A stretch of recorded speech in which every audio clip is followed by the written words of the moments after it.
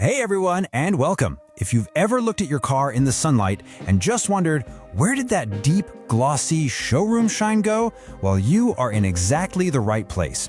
Today, we're going to dive into the real science of car polishing and reveal that brilliant finish that's just hiding right under the surface.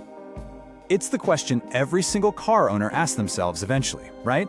You wash it, you dry it, but that deep reflective pop just isn't there anymore. I mean, sure, it looks clean, but it doesn't shine. So what is actually going on with your paint? Okay, let's get right into it. See, over time, your car's paint is under this constant assault. Things like improper washing, using the wrong towels, environmental stuff like bird droppings or tree sap, and just everyday driving. All of it creates this web of microscopic scratches and swirls. And these tiny little imperfections, they scatter light in every direction instead of reflecting it back at you, which is exactly what makes the paint look dull and kind of hazy. So, how do we fix it? Well, this is where we get to the real secret of paint correction. And honestly, it's a little counterintuitive. It's not about adding shine, it's about taking something away. Let's break down the science of subtraction. Every modern car has what's called a clear coat, and you can think of this as our canvas. Now, what's absolutely crucial to understand is just how thin this layer is. We're talking about half the thickness of a single piece of paper. All those scratches and swirls you see, they live almost entirely in this top layer, which means our whole approach has to be incredibly precise. And here it is, the big aha moment. Most people think polishing is like putting on a shiny lotion that fills in the scratches and makes the surface look glossy, but that's not what's happening at all. Polishing is actually an abrasive process. It literally removes an incredibly thin, damaged layer of that clear coat to create a perfectly flat, level surface. Let's try to visualize this. When your car's paint is scratched, it isn't flat anymore. At a microscopic level, it's a landscape of tiny valleys and ridges. When light hits that uneven surface, it scatters everywhere, and our eyes see that as dullness. Polishing basically planes down those ridges, making the entire landscape smooth and level. And what does a perfectly flat surface do? It reflects light like a mirror, and that is where you get that deep, wet look shine. So the key takeaway here is what's actually doing the work. It's not the fancy machine or the polishing pad, it's the product in the bottle. More specifically, it's the tiny, microscopic abrasive particles inside the polish that are physically cutting away that damaged clear coat. The quality of that abrasive is everything. So let's move on to the actual tools of the trade. Not all these abrasive products are created equal. They exist on a spectrum, from really aggressive to super fine. The two main categories you're going to hear about are compounds and polishes, and understanding the difference between them is the key to getting amazing results without, damaging your paint. The easiest way to think about this is like sandpaper. A rubbing compound is like coarse grit sandpaper. It uses bigger, more aggressive abrasives to level out deeper scratches and heavy oxidation.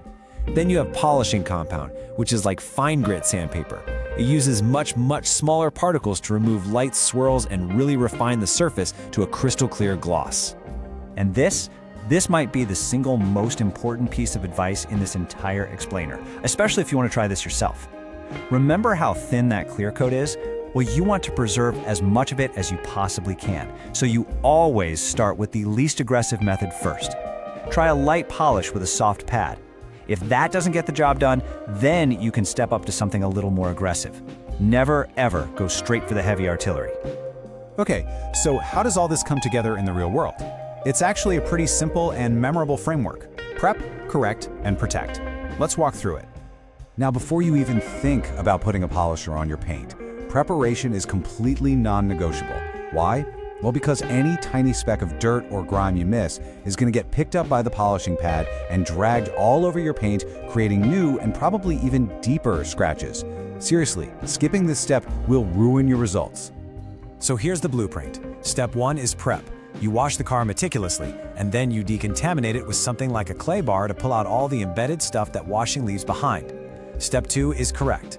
This is the part we've been talking about, where you use your compound or polish to level the paint. And finally, step 3 is protect. After correcting, that paint is perfectly smooth, but it's also totally exposed. You have to apply a layer of wax or sealant to protect that brand new finish and lock in that incredible shine. Now, there's a question we see all the time online about DIY solutions. You've probably seen articles or videos suggesting you can use things like toothpaste or baking soda as a cheap car polish. I mean, can you really just grab something from your bathroom to fix your car's paint? Okay, the answer to that is a hard no. And there are some really important reasons why. First, the abrasives in something like toothpaste are totally unpredictable. They're not designed for clear coats and can easily create a new haze of fine scratches. Plus, these things have zero lubrication, and car polishes are packed with oils that are essential for protecting the paint while you work. Look, there's just no reason to risk it when we have modern products that are engineered to do this safely and effectively. So, let's bring this all home. We've learned that polishing isn't some kind of magic trick. It's a science of controlled abrasion. It's all about taking away the bad stuff to reveal the good stuff that's underneath. And the most crucial point is this: true paint correction is permanent. You're not just filling or hiding the damage for a little while. You're physically removing it by leveling the surface of the clear coat itself. And that's why, when it's done right, the results are so dramatic and so long-lasting. So the next time you see those dull swirls under the sun, don't think of it as permanent damage. Just think of it as a hidden shine that's waiting to be revealed. That amazing gloss is still in there, just waiting for you to level the landscape and let it out. Thanks for joining me.